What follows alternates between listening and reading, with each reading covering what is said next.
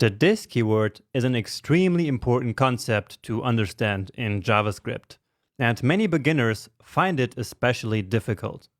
But don't worry, it's actually not that hard if you know exactly how the this keyword works.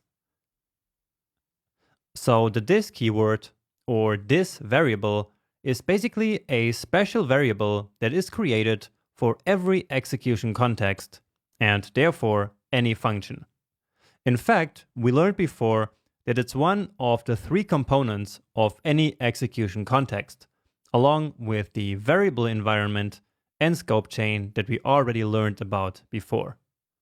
Now, in general terms, the this keyword will always take the value of the owner of the function in which the this keyword is used. We also say that it points to the owner of that function. And that sounds very abstract, but we will see what that means in a second. For now, what's very important to understand is that the value of the this keyword is not static, so it's not always the same. It depends on how the function is actually called, and its value is only assigned when the function is actually called. So it's very different from a normal value in this regard. If we set, for example, x to 5, then x will always just be 5. But the this keyword, again, depends on the way in which a function is called. But what does that actually mean? Well, let's analyze 4 different ways in which functions can be called. And the first way to call a function is as a method, so as a function attached to an object. So when we call a method, the this keyword inside that method will simply point to the object on which the method is called. Or, in other words, it points to the object that is calling the method. Okay? And so let's illustrate this with a simple example.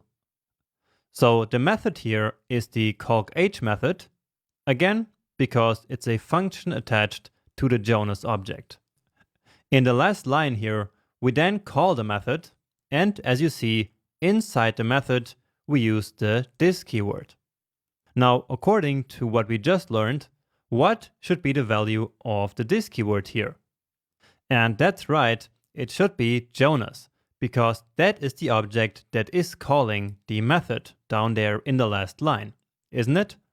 And so then, on Jonas, we can of course access all the properties that it has, and so this.year will become 1989, because that's Jonas.year as well. So in this case, writing Jonas.year would have the exact same effect as this.year.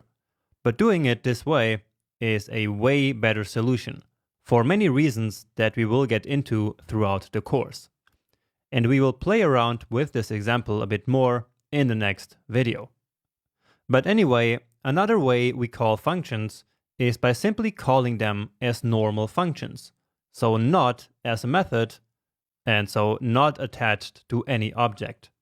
In this case, the this keyword will simply be undefined.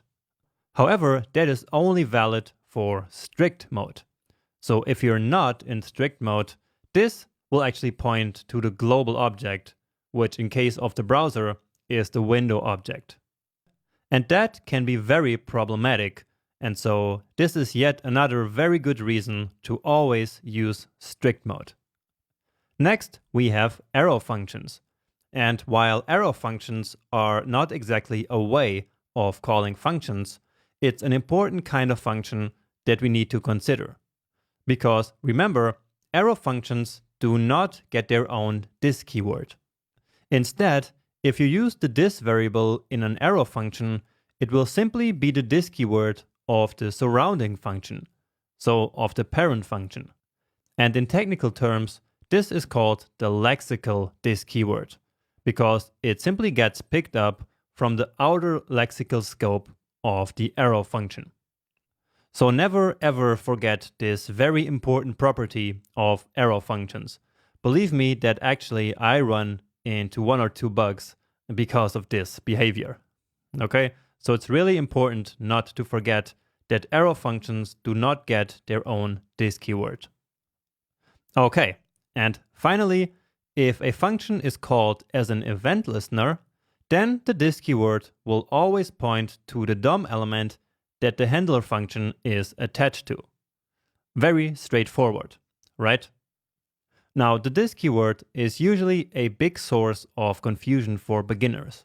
But if you know these rules, then it should become a lot simpler. And to make it even simpler, it's also important to know what the this keyword is not. So this will never point to the function in which we are using it.